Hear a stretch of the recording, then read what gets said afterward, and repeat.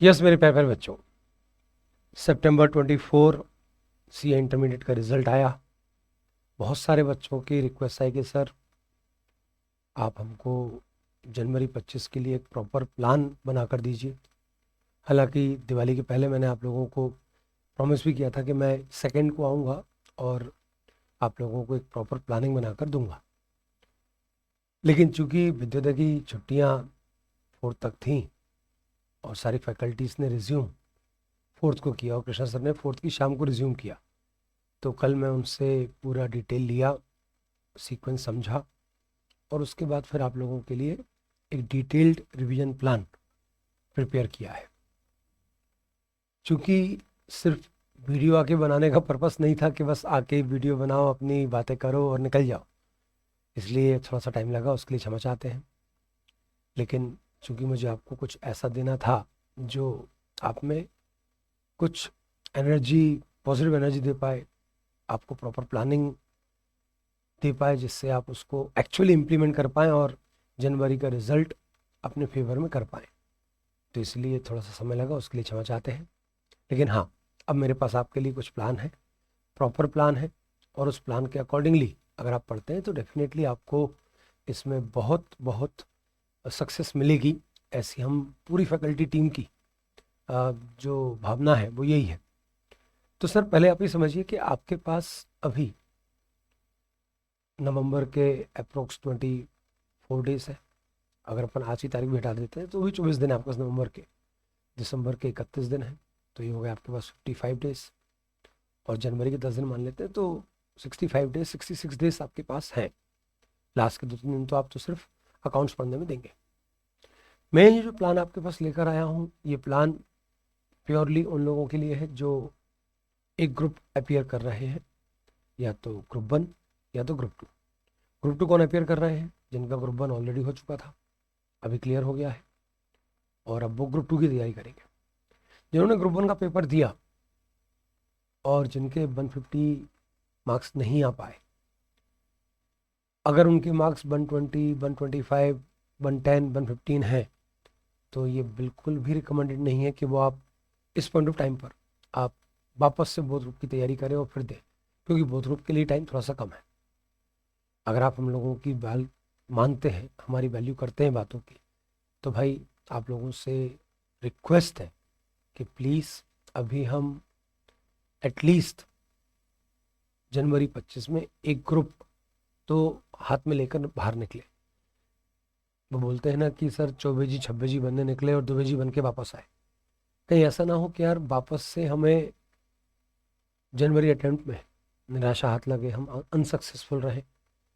तो बेटर ये है कि यार थोड़ा थोड़ा धीरे धीरे खाते हैं, कम खाते हैं, लेकिन प्रॉपरली चबा के खाते हैं।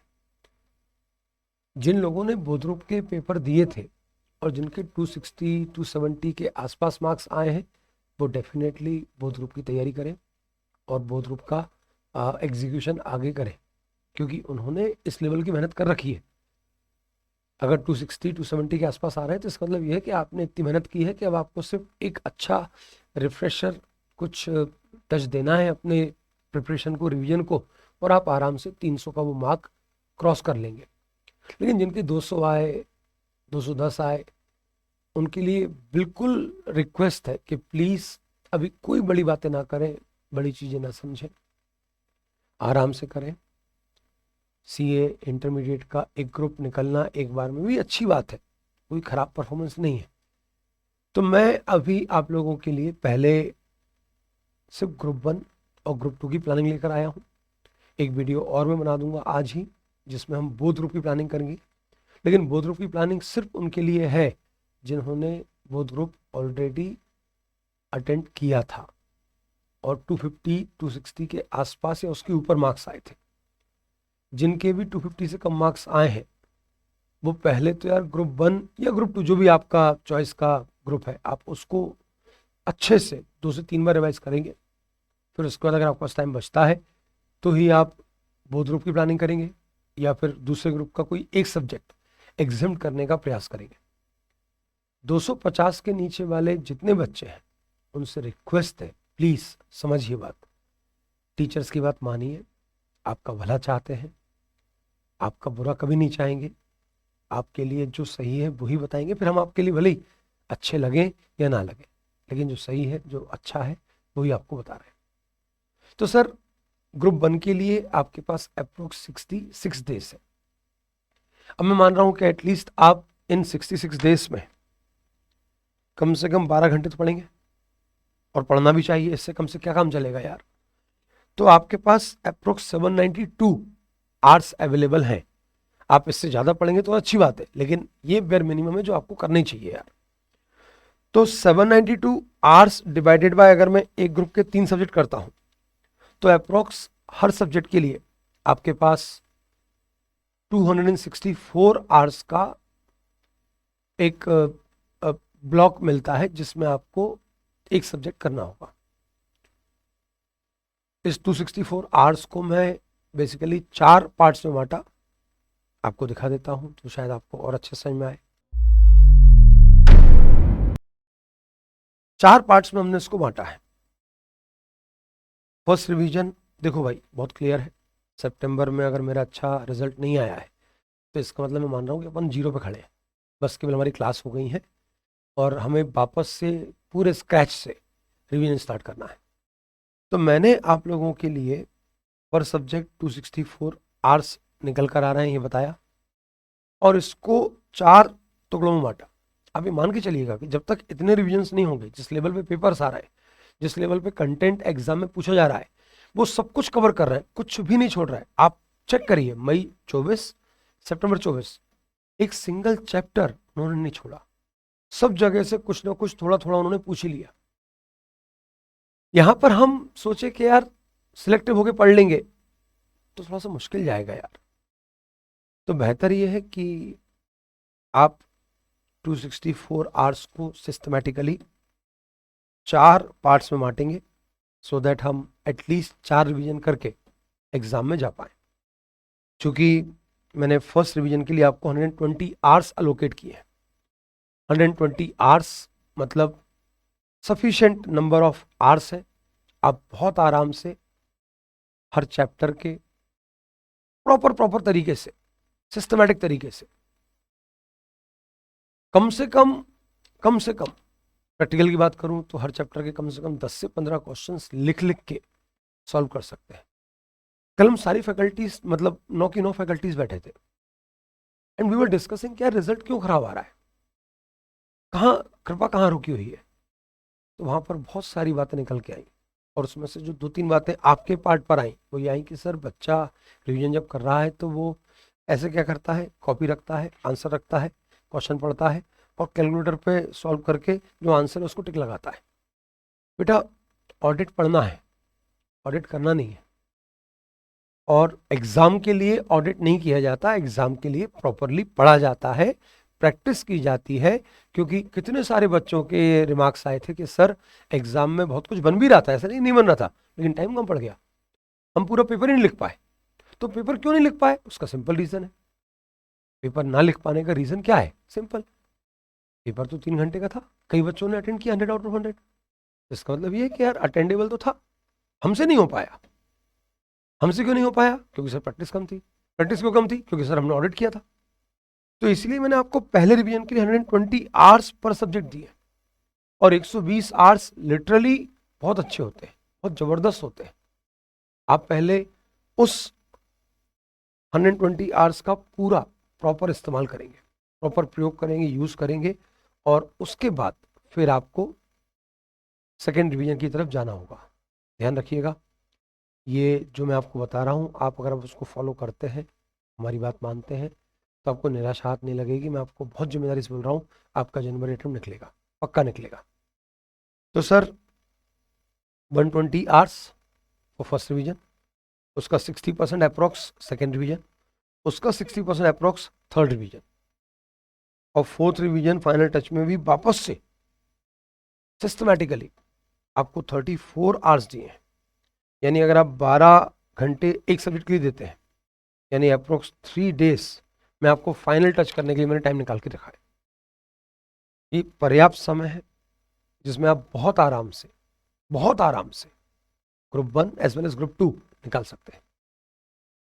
प्रयास क्या करना है सर, तो प्रयास बहुत सिंपल है कि सर हम अब हर सब्जेक्ट में कम से कम ये टारगेट लेकर चलेंगे कि भाई साहब हमको इतने मार्क्स चाहिए, ताकि इनमें से कोई अगर एक आध पेपर टफ भी आ गया, मान लो ये टफ आ गया और यहाँ पे अगर आप 45 से 50 नंबर भी ला पाए, तो ये दोनों से कम आपके 120 तो आने चाहिए। यानी इतना स्कोप रखना है आपके पास कि आपके कम से कम मिनिमम 170 मार्क्स तो आए ही आए, चाहे कुछ भी हो जाए, चाहे कुछ भी हो जाए, आपके इतने मार्क्स आने चाहिए।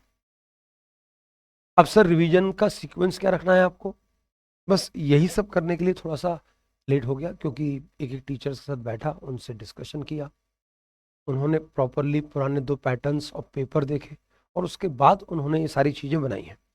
क्योंकि आके सिर्फ मुंह चलाने से कोई काम नहीं चलेगा, ज्ञान की बातें करने से काम नहीं चलेगा। मुझे आपको एक सिस्टमेटिक प्रॉपर वे में रिवीजन प्लान देना था। तो सर शुरुआत करते हैं एडवांस अकाउंट से।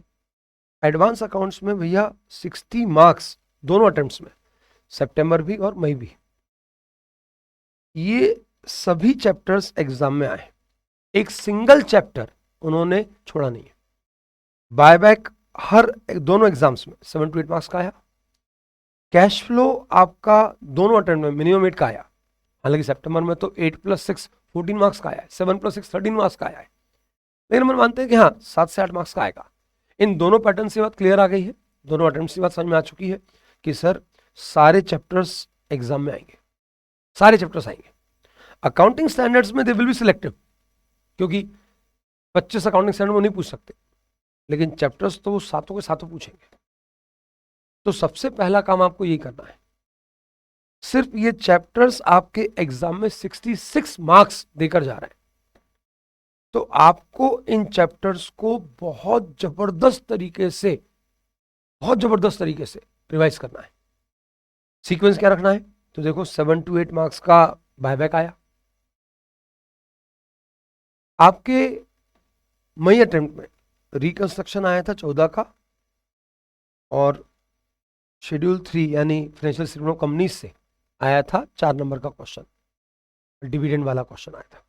इस बार उल्टा हो गया, इस बार रिकंस्ट्रक्शन से सितंबर में कुछ 4 और 2 6 नंबर के क्वेश्चन आए, और शेड्यूल 3 से 14 मार्क्स का क्वेश्चन आया, यानी ये आपस में इंटरचेंज हो रहा है। हम ये मान के चलते हैं कि फिर से इंटरचेंज होंगे, इसमें साथ में एक ये चैप्टर भी ले लो आप कि ये भी इंटरचेंज हो सकता है, क्योंकि 1 2 3 और 4 ये चारों चैप्टर आपके फाइनेंशियल स्टेटमेंट कंपनीज चैप्टर के अंदर की 4 यूनिट्स हैं। तो मान के चलिएगा कि सिर्फ 1 2 3 और 4 ये चारों से मिलाकर आपको बेयर मिनिमम 8 4 12 12 और 8 20 20 और 14 34 मार्क्स आने हैं, मतलब आने हैं। अब कॉम्बिनेशन कुछ भी हो जाए, लेकिन 34 मार्क्स है। बायबैक हम बिल्कुल जिम्मेदारी से बोल सकते हैं इजी है, रिकंस्ट्रक्शन भी इजी है, कैश फ्लो के क्वेश्चंस जो एग्जाम में आ रहे हैं आप भी जानते हैं आसान है। शेड्यूल 3 का क्वेश्चन इस बार जो एग्जाम आया बहुत आसान था। मैंने अभी जब मई 25 के बैच चल रहे थे उसमें क्वेश्चन कराया, 35 मिनट में क्लास में ये क्वेश्चन मैंने करवा दिया, तो आराम से 30 से 35 मिनट में आप एग्जाम में क्वेश्चन कर सकते हैं। तो ये चारों पार्ट इजी हैं। कंसोलिडेशन से इस बार ऑफबीट क्वेश्चन आया था, लेकिन अगर किसी ने 21 23 और 27 पढ़ा था तो उसके लिए वो क्वेश्चन इतना भी टफ नहीं था, क्योंकि अपने को पता है कि 21 बोलता है कि आपको कंप्लीट कंसोलिडेशन करना है, 23 में हम एसोसिएट की बैलेंस शीट कंसोलिडेट नहीं करते, बल्कि उसकी नेटवर्थ में हमारा हिस्सा निकालते हैं और उसको 2 पार्ट में बांट देते हैं। एक शेयर खरीदने से पहले नेटवर्थ में हिस्सा कितना था वर्सेस हमारी कॉस्ट, तो डिफरेंस आ गया टोटल कैपिटल सब, और जो शेयर खरीदने के बाद का हिस्सा है, शेयर खरीदने के बाद की अवधि में जो प्रॉफिट कमाए उसमें हमारा जो हिस्सा है उससे हम अपने इन्वेस्टमेंट की नेटवर्थ में एसेट साइड शो करेंगे, और जो पोस्ट प्रॉफिट में हमारा हिस्सा है वो कंसोलिडेट पीएनएल में भी ऐड करेंगे। बस इतना करना था। तो दिखने में थोड़ा सा अलग था, हालांकि क्लास में मैंने एक क्वेश्चन करवाया था जब मैं 27 या 23 एएस करवा रहा था, उसमें मैंने तीनों 21 23 और 27 तीनों को ब्लेंड करके बताया था कि देखो ऐसे क्वेश्चन होता है। ठीक है सर, बात खत्म हो चुकी है, अब उसकी बात नहीं करते हैं। क्या इस बार भी ऐसा क्वेश्चन आएगा? तो 99% मुझे लगता है नहीं आएगा। अब वापस से वो कंसोलिडेशन का क्वेश्चन अकेला पूछेंगे, और सर मानते हैं कि कंसोलिडेशन थोड़ा सा कॉन्सेप्चुअल है। कोई बोले सर कि कंसोलिडेशन टफ है, तो मैं नहीं मानता यार। कंसोलिडेशन जितना कॉन्सेप्चुअल, जितना लॉजिकल, एक एक बात का लॉजिक है वहां पर, हर बात का लॉजिक है। चाहे आप रिकंस्ट्रक्शन मतलब चाहे आप रिवैल्यूएशन की बात करें, चाहे आप बोनस की बात करें, चाहे आप अनरियलाइज्ड प्रॉफिट की बात करें, इंटरकंपनी डेट की बात करें, बोनस ले लो, कुछ भी ले लो आप, हर चीज का लॉजिक है। और किसी भी क्वेश्चन में 2 या 3 पॉइंट से ज्यादा नहीं आएंगे। कॉम्बिनेशन ऐसा बनता है कि डिविडेंड और अनरियलाइज्ड प्रॉफिट ले लिया, या फिर अनरियलाइज्ड प्रॉफिट और रिवैल्यूएशन ले लिया, या डिविडेंड और बोनस ले लिया। ऐसे तो करते हैं, आप चेक करो ना क्वेश्चन, या सीपीएन लग गया। तो आप आराम से यहां से सबसे पहले अपने 66 मार्क्स को इंश्योर करना। अमलगमेशन के क्वेश्चंस एग्जाम में हमेशा दोनों अटेम्प्ट्स में एवरेज क्वेश्चन ही आए हैं। मैं उसको टफ नहीं मानता, ये वैसे ही क्वेश्चन थे यार। मई 24 में तो वो क्वेश्चन आ गया जो अपने नोट्स का क्वेश्चन नंबर 8 था, स्टार एंड मून, मार्स मंगल वाला क्वेश्चन, चांद सितारे, सेम क्वेश्चन आ गया। और इस बार भी जो क्वेश्चन आया वो कोई बहुत अलग नहीं आया, वैसे ही आया जैसे अपन ने पढ़ा था। तो भाई यहां से आपको 60 मार्क्स तो इंश्योर करने हैं। बायबैक में आपको 4 घंटे, रिकंस्ट्रक्शन में अप्रोक्स 6 घंटे, अमलगमेशन में 12, कंसोलिडेशन में 12, कैश फ्लो में कम से कम 8, और शेड्यूल 3 फाइनेंशियल स्टेटमेंट कंपनीज में भी 8। तो 50 घंटे यहाँ पर लगने चाहिए। फिर इसके अलावा ब्रांच जो कि बहुत लेंदी है, और मार्क्स वाइज उसका वेटेज बहुत कम आ रहा है। आईसीआई ने जो डिस्ट्रीब्यूशन ऑफ मार्क्स का वेटेज दिया था, उसमें भी उसके जो मैक्सिमम मार्क्स बन रहा है वो 10 बन रहा है। जो पैटर्न समझ में आया, not even in this attempt सितंबर और इवन मई, उससे पहले वाले भी जो पेपर्स हुए पुराने सिलेबस के, वहां पर ब्रांच से जो क्वेश्चन आते हैं वो 90% फॉरेन ब्रांच के आते हैं, स्टॉक एंड लेटर के आते हैं, सिंपल लेटर के आते हैं। और बिलीव मी ये आसान पार्ट है।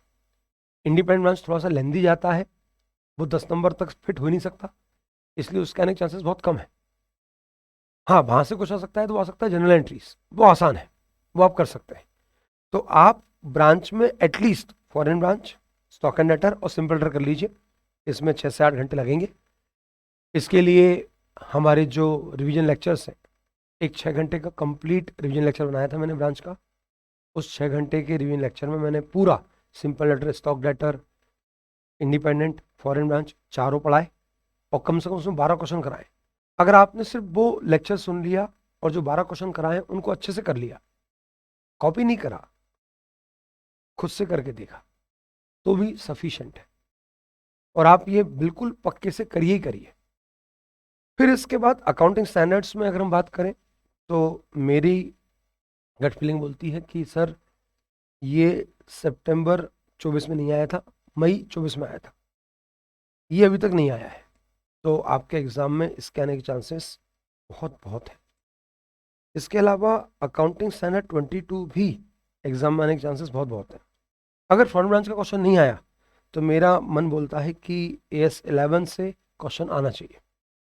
फिर इसके अलावा AS 13 से इस बार बहुत छोटा 4 नंबर का क्वेश्चन आया है, तो मुझे लगता है कि इस अटेम्प्ट में जनवरी 25 में इसको थोड़ा सा एक बड़ा क्वेश्चन बना के भेजा जाएगा।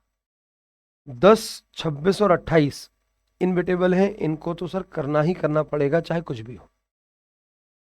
मई 24 में AS 2 आया था, तो चांसेस है कि इस बार वापस से AS 2 से कुछ ना कुछ कंटेंट पूछा जाए। बहुत गट फीलिंग बोल रही हैं, बहुत जोर से आवाज आ रही है अंदर से कि सर जनवरी 25 में AS 17 सेगमेंट रिपोर्टिंग का क्वेश्चन आने वाला है, प्रैक्टिकल क्वेश्चन, वो आइडेंटिफिकेशन ऑफ सेगमेंट्स, उधर से क्वेश्चन बिल्कुल आता हुआ दिख रहा है, पक्का दिख रहा है, इतना बोल रहा हूँ। तो सर ये कुछ मैंने शेड्यूल बनाया है कि आप इसी सीक्वेंस में इन अकाउंटिंग स्टैंडर्ड्स को करेंगे। ये जो शीट है वो अपने सारे टेलीग्राम ग्रुप पर मैं शेयर कर दूंगा। इसके अलावा इस शीट का लिंक मैं यूट्यूब चैनल के डिस्क्रिप्शन में भी डाल दूंगा, ताकि आप वहाँ से भी, अगर आप विद्योदय के स्टूडेंट नहीं हैं तो डाउनलोड कर सकते हैं। ये प्लानिंग में मैंने आपको AS के 55 मार्क्स जो आते हैं एग्ज़ाम में, करीबन 66 + 55 1 118 मार्क्स के अप्रोक्स आपका पेपर आता है, इसमें 2-4 नंबर आगे पीछे हो गए। तो 118 मार्क्स का जो पेपर आएगा वो इसी डिस्ट्रीब्यूशन में आएगा, 66, 55। टोटल आवर्स यहाँ पर हमने एलोकेट किए थे आपके लिए 50 + 6 56 और 55 111। रिजर्व्स में कुछ 9 आवर्स हैं, क्योंकि एक आध कोई चैप्टर होगा, कोई एक आध ऐसे होगा एएस होगा जहाँ पर आपको शायद ज़्यादा टाइम लगे। अच्छा, एएस 20 चूंकि दोनों बार आ चुका है, थोड़े से चांसेस कम है, लेकिन इंपॉर्टेंट है तो आप उसको छोड़ तो नहीं सकते। एएस 19 जरूर अच्छे से कर लीजिएगा, 16 से थोड़े से कम चांसेस हैं क्योंकि एएस 16 दोनों बार में थोड़ा थोड़ा देखने को मिल गया है। तो ये सीक्वेंस मैंने रखा है, ये सीक्वेंस आप प्लीज़ फॉलो करिएगा। इतना अगर आप करते हैं तो आपका आराम से 100% मार्क्स कवर हो रहे हैं, पूरा पेपर कवर हो रहा है। मैं आपको सिलेक्टिव होने के लिए इस बार थोड़ा सा बोल कम रहा हूँ, क्योंकि एग्जाम में कहीं से भी कुछ भी आ रहा है। तो आप तो इतना टाइम रखिए। सेकेंड रिवीजन के लिए एडवांस का मैं एकदम डिटेल्ड वीडियो लेकर आऊँगा, जहाँ पर मैं आपको एक एक क्वेश्चन सिलेक्ट करके दूंगा कि यही क्वेश्चन करना है, क्योंकि अगर आप ये क्वेश्चन करेंगे तो इससे आपका पूरा पूरा की पूरा कॉन्सेप्चुअल जो पोर्शन है वो कवर हो जाएगा। और मैं आपको क्वेश्चन सेलेक्ट करके दूंगा, कॉन्सेप्ट नहीं, कॉन्सेप्ट में पूरे दूंगा, लेकिन क्वेश्चन बता दूंगा कि इस क्वेश्चन से आप इन 3 कॉन्सेप्ट को कवर कर सकते हैं, इस क्वेश्चन से आपके 2 कॉन्सेप्ट कवर हो रहा है। तो सारे कॉन्सेप्ट कवर करते हुए हर चैप्टर से मैं आपको 6 क्वेश्चन निकाल के दूंगा, ठीक है। तो उसके लिए आपको थोड़ा सा इंतजार करना पड़ेगा। लॉ में हमारे गौरव सर से हमने ये शीट भरवाई थी, उन्होंने बोला कि सर आप फेमा बच्चों से बोलिए सबसे पहले करें, आसान है, टफ भी नहीं है, और 14 मार्क्स का लगभग लगभग वेटेज ये दोनों अटेम्प्ट में लेकर आ रहा है। तो आपको सबसे पहले फेमा करना है, फिर आना है कंपनी लॉ पर। कंपनी लॉ का चैप्टर नंबर 7, 8, 9, 10, ये 4 चैप्टर्स मिलकर आप समझिए 30 मार्क्स कवर कर रहे हैं। यानी सिर्फ ये 2 सेगमेंट ने ही आपके 44 मार्क्स कवर करके दे दिए। और इसके साथ अगर आप चैप्टर नंबर 4 लेते हैं तो आपके ये हो गए थे 30, 42, 56। और इसमें अगर आपने ये 3 चैप्टर और ऐड कर लिए, जीसीए, एलएलपी और आईओएस, तो आपका 86 मार्क्स का कवर हो रहा है। तो मैं आपको ये राय दूंगा कि पहले जब आप फर्स्ट रिवीजन कर रहे हैं तब तो आप सब कुछ पढ़ लीजिएगा, कुछ भी मत छोड़िएगा, क्योंकि ये सारे रिवीजन में भी आपके टोटल 96 आवर्स लगेंगे। और सीक्वेंस ये रखिएगा, और सेकेंड रिवीजन करते समय पहले ये वाले 86 अच्छे से इंश्योर करिएगा, और उसके बाद अगर आपको लगता है तो फिर आप सीक्वेंस में पहले इसको और फिर इसको उठाइएगा। टोटल 96 आवर्स का प्लान गौरव सर ने दिया है। उनका कहना है कि 96 आवर्स में बेहद आसानी से, आराम से कोई भी बच्चा ये पूरा कर सकता है, पक्का कर सकता है। और आपके पास जो रिजर्व आवर्स हैं वो 14 है आपकी राइटिंग प्रैक्टिस के लिए, कि आप थोड़ा थोड़ा लिख के भी देखिएगा। एटलीस्ट हर चैप्टर से जितने भी हमने चैप्टर्स लिखे, आप ये रूल बना लीजिए, कम से कम 5 क्वेश्चन में लिख के देखूंगा हर चैप्टर के, तब कहीं जाकर आप एग्जाम में परफॉर्म कर पाएंगे और आपके पेन रुकेंगे नहीं, आपसे लिखते बनेगा। थोड़ा सा वीडियो लंबा हो रहा है लेकिन जरूरी है, आप समझिए, आपके लिए बेहद इंपॉर्टेंट है। टैक्सेशन में सर का कहना है, कृष्ण सर का, कि पहले आपको जीएसटी पढ़ना है, क्योंकि जीएसटी छोटा भी है। 43 आवर्स में आपका पूरा जीएसटी कवर हो रहा है। और जीएसटी के जो क्वेश्चंस हैं वो स्ट्रेट क्वेश्चंस आते हैं, जंबल होके नहीं आते, 2-3-4 चैप्टर्स मिला के नहीं आते। जबकि डीटी में तो एक सिंगल क्वेश्चन ही ऐसा होगा जिसमें 3-4 चैप्टर का ब्लेंड करके वो 14 नंबर का क्वेश्चन पूछेंगे। तो यहाँ पे मार्क्स क्रैक करना ज़्यादा आसान है। ये पूरी पास करने की स्ट्रेटेजी है कि यार आपको करना क्या है, और इसी सीक्वेंस में ही आपने पढ़ना है। सबसे पहले आप वैल्यू, फिर आईटीसी, फिर रिटर्न, पेमेंट्स, है ना, प्लेस ऑफ सर्विस, इनवॉइस, जो सीक्वेंस दे रखा है इसी सीक्वेंस में ही आपको इसे पढ़ना है कंपल्सरीली। एक बार ईमानदारी से टीचर्स ने जो बोला उस पर ट्रस्ट कर अपने आप को होल हार्टेडली समर्पित कर दो, इस सिस्टम को फॉलो कर लो। मैं आपको बोल रहा हूं, निराशा नहीं लगेगी, आप पक्का पास होगे। समस्या आती तब है जब बच्चा क्या है, स्मार्ट ज़्यादा होता है, टीचर्स उसको बता रहे हैं, भाई वो पहला अटेम्प्ट दे रहा है, दूसरा अटेम्प्ट दे रहा है, टीचर के सामने से 50 अटेम्प्ट गुजर चुके हैं, उन्हें पता है यार। मैं आप लोगों को और इनमें भी जो अच्छे अच्छे क्वेश्चन है उसको भी एक आध दो दिन में छांट के सर से बोलूंगा, रिक्वेस्ट करूंगा कि वो छांट कर इनमें से भी अच्छे अच्छे पार्ट्स निकाल के दे दें। बस आप इस सिस्टम को, इस प्लान को फॉलो करिएगा, बहुत जरूरी है। इसमें कलेक्टिवली, अभी रीजन बता रहा हूँ, कलेक्टिवली इस पूरे चीज़ को बनाने में I spend around 6 to 7 hours, और हर एक टीचर ने कम से कम 1 घंटा मिनिमम दिया है।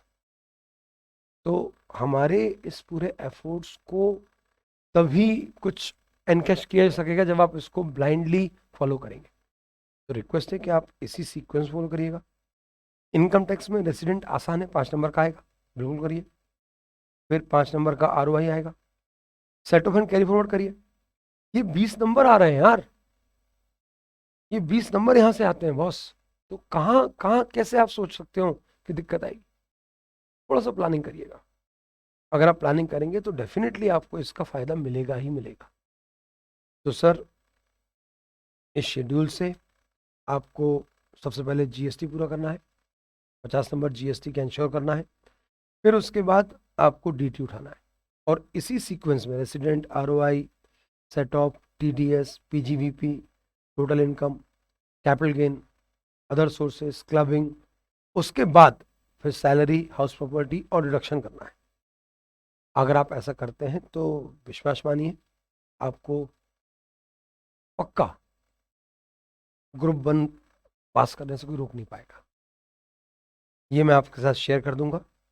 ग्रुप 2 के लिए जो सिर्फ ग्रुप 2 दे रहे हैं उनके पास तो वैसे भी 70 डेज है, क्योंकि वो जो 5 दिन हटा देंगे अपन पहले ग्रुप के पेपर्स के बाद, तो आपके पास 70 डेज है। 70 डेज से मतलब 280 आवर्स, 840 आवर्स है। 840 आवर्स से मतलब पर सब्जेक्ट 280 आवर्स मिले हैं आपको।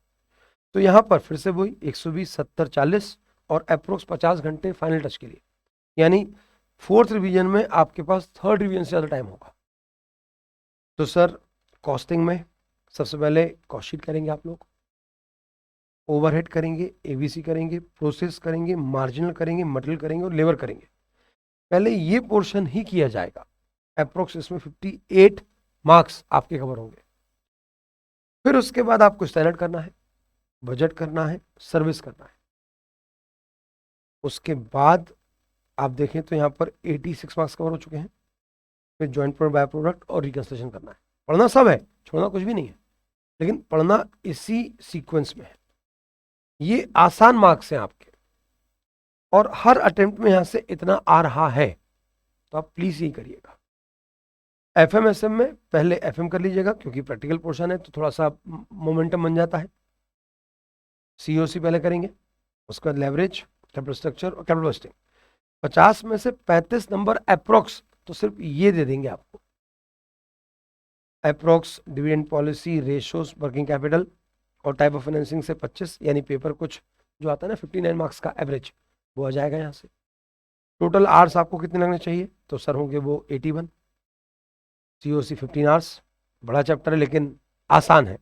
लेवरेज बहुत आसान है और अच्छे मार्क्स देकर जा रहा है। कैपिटल स्ट्रक्चर आसान है। कैपिटल बस्टिंग थोड़ा सा लेंदी जाता है, थोड़ा सा टेक्निकल है, लेकिन हर अटेम्प्ट में उसका अगर वेटेज आप सोचो, 50 नंबर के FM में अगर वो 12 नंबर का आ रहा है, तो भाई साहब 24% तो सिर्फ एक चैप्टर आपको देके जा रहा है। तो हम अब वो चैप्टर कैसा भी हो, टफ हो, बड़ा हो, लेंदी हो, जो भी हो, इस चैप्टर की वैल्यू को कम कर ही नहीं सकते आप, आपको फेस करना ही पड़ेगा। आप बोलोगे सर इसको छोड़ के मैं पहले ये कर लूँ, नहीं भाई साहब, ये करना पड़ेगा। आप जब ये कर रहे हैं तो आप समझो, एग्जाम में जरूरी नहीं है कि आपका पूरा क्वेश्चन अगर सॉल्व होगा तो ही आपको पूरे मार्क्स मिलेंगे। प्रैक्टिकल में स्टेप मार्किंग मिलती है, इस स्टेप के लिए इतने मार्क्स हैं, इसके लिए इतने मार्क्स हैं, इसके लिए इतने मार्क्स हैं। जो जो आप स्टेप पूरी करते जाओगे उसके मार्क्स मिलते जाएंगे। कैपिटल बस्टिंग जितने मुझे याद है 2-3 स्टेप्स में होता है। आपकी पहली स्टेप पूरी हो गई, मार्क्स हैं, दूसरी स्टेप पूरी हो गई, मार्क्स हैं, थर्ड स्टेप पूरी हो गई, मार्क्स हैं। कंक्लूजन जब आएगा तभी मार्क्स मिलेंगे, ऐसा बिल्कुल नहीं होगा। तो प्लीज ध्यान रखिएगा। SM के लिए प्रतीक सर बोले सर कोई हिसाब नहीं है, 5 चैप्टर है, सीक्वेंस से 5 को पढ़ना है, उसमें कोई ऐसा नहीं है कि आप पहले ये करें फिर ये करें फिर ये करें, आपको सारे करने पड़ेंगे। 40 घंटे का समय एलोकेट किया है।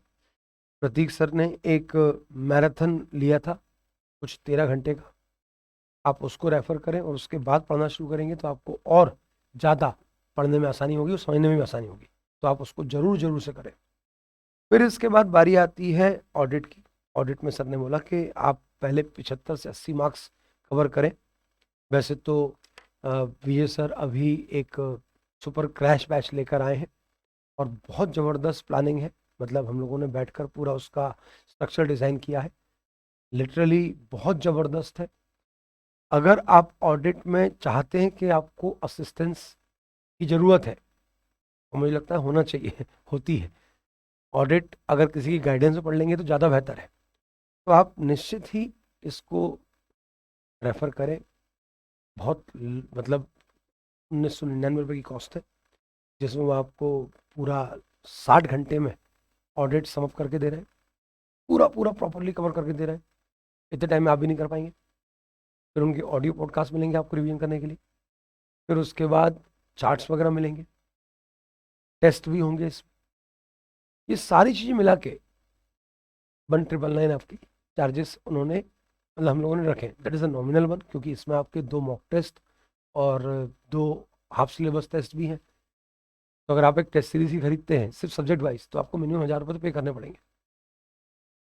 तो ये ऑडिट अगर आप चाहें तो वो बिल्कुल रेफर कर सकते हो। मैं आपको जेन्युइनली एडवाइस करूंगा कि कर लेना, क्योंकि ऑडिट पढ़ने में मुझे भी पता है, आपको भी पता है कि समस्या आती है, खुद से पढ़ने में तो खासतौर से आती है। तो सर ऑडिट में सबसे पहले अगर आप सेल्फ कर रहे हैं तो चैप्टर नंबर 1 करेंगे, क्योंकि 4 से 5 नंबर का आता है।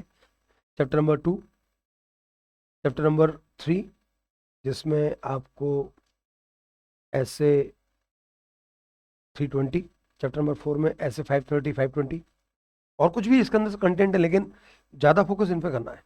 फिर चैप्टर 5 15 से 18 मार्क्स का आता है। चैप्टर 6, चैप्टर 7, चैप्टर 8 में, चैप्टर 7 में 570 और 580 ऐसे। चैप्टर 8 में कारो 705 700। Chapter number 9।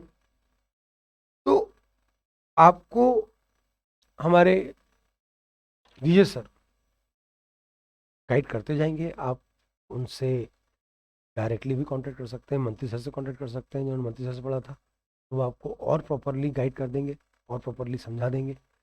तो आप एक बार, मैं ऑडिट का स्पेशल सेशन लेकर आ जाता हूँ तो ज़्यादा बेहतर रहेगा कि टीचर आपको करीबन 20-25 मिनट में सिर्फ ऑडिट में क्या सीक्वेंस रखना है, कैसे पढ़ना है, किस तरीके से पढ़ाई करना है, ये सब आपको बता देंगे। तो सर यहाँ पर 100 आवर्स का प्लान है, 20 घंटे का स्पेयर हमने रखा है कि भाई अगर कहीं पर कोई चीज़ में आपको थोड़ा समय लग रहा है तो आप वो समय ज़रूर दीजिएगा। तो करीबन 116 घंटे, 121 घंटे FMSM दोनों मिला के और 120 घंटे में आपके ग्रुप 2 के फर्स्ट रिवीजन होते हैं।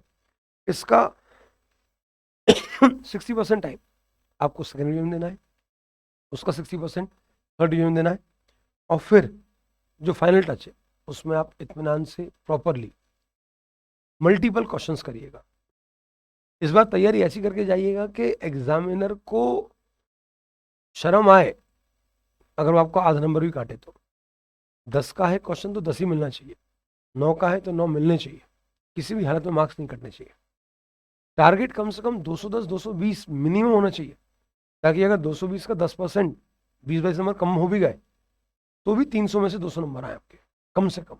और ये होगा अगर आप इस सिस्टम को फॉलो करेंगे तो। इसके अलावा हम एक टेस्ट सीरीज भी प्लान कर रहे हैं आपके लिए। वो टेस्ट सीरीज ग्रुप 1 की अलग होगी, ग्रुप 2 की अलग होगी। उसका शेड्यूल मैं आपको बहुत जल्दी शेयर करने वाला हूँ।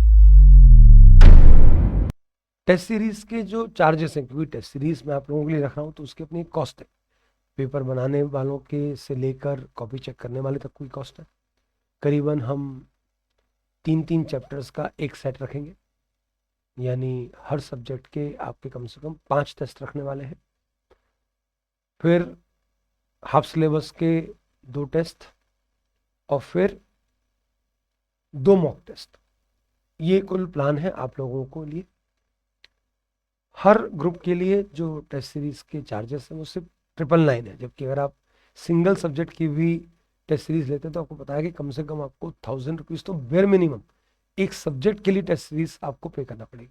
This is for our student, क्योंकि हमने पहले भी बोला है कि विद्योदय का संबंध हमारे बच्चों से सिर्फ बैच ख़त्म होने तक या उनके पहले अटेम्प्ट तक नहीं है। जब तक आप पास नहीं होंगे तब तक हम आपके साथ हमेशा रहेंगे, बने रहेंगे। तो ये जो प्राइस है, इसकी जो हमारी कॉस्ट है वो करीबन करीबन इससे भी कहीं ज़्यादा है। लेकिन हाँ, आपके ऊपर इसका बर्डन ना आए और टेस्ट के कारण आपकी सिस्टमेटिक पढ़ाई हो जाए, ये बहुत ज़रूरी है। इसलिए मैं टेस्ट सीरीज़ भी लेकर आ रहा हूँ। 2-3 दिन लगेंगे मुझे उसके लिए पूरा प्लान करने के लिए। टेस्ट सीरीज़ के चैप्टर्स, टेस्ट सीरीज़ में कौन कौन से चैप्टर्स कवर होंगे, तारीखें क्या होंगी, हाफ सिलेबस टेस्ट कब होगा, मॉक टेस्ट कब होगा, ये सारी चीज़ें पूरा डिटेल प्लान लेकर मैं अगले 2-3 दिन में आपके समक्ष वापस से उपस्थित हो रहा हूँ। लेकिन रिकमेंडेशन ये पक्का है सभी लोगों से कि आप पक्के पक्के से उस टेस्ट सीरीज को जरूर रेफर कीजिएगा, जरूर सब्सक्राइब करिएगा, क्योंकि उसके कारण आपका एक रूटीन बन जाएगा। आपको अपनी जो एफर्ट्स हैं उसका भी पता पड़ जाएगा कि आप जो एफर्ट्स दे रहे हैं उसी डायरेक्शन में जा रहे हैं कि नहीं जा रहे। आपके मार्क्स, आपकी सिली मिस्टेक्स आपको पता पड़ती जाएंगी। और सबसे इम्पोर्टेंट, एग्जाम से पहले आपकी राइटिंग प्रैक्टिस हो जाएगी।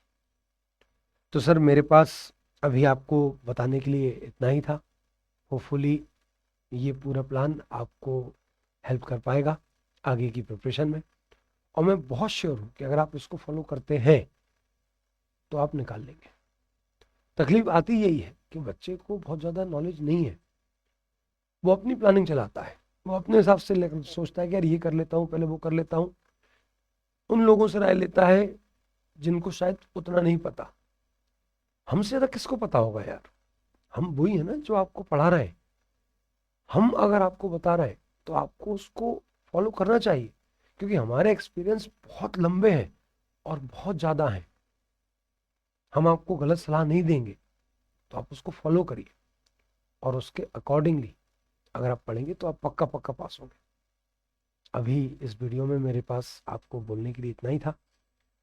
जल्दी ही मैं अगले वीडियो में मिलता हूँ। एडवांस अकाउंट्स और सारे सब्जेक्ट्स के इम्पोर्टेंट क्वेश्चंस कि आपको कौन कौन से क्वेश्चंस पहले करने हैं, कितना वेट देना है, कितने समय में होना है, इसके detailed video individual subject faculty आपके पास जल्दी ही लेकर आएंगे। बाकी आप पढ़ाई स्टार्ट कर चुके होंगे होपफुली। अब फेस्टिवल भी ख़त्म हो गया, वो जो दुख भरा समय था वो भी ख़त्म हो गया। तो अब हम एक न्यूट्रल माइंड के साथ, क्योंकि जब रिजल्ट आता है तब बड़े एक माइंड सेट अलग होता है, इमोशनली भावनाएं बहुत ज़्यादा हिलोरे ले रही होती हैं। अब हम सेटल डाउन हो चुके हैं, तो अब थोड़ा सा शांतिपूर्वक विचार करते हुए अगर हम पढ़ाई करेंगे तो आराम से होगा।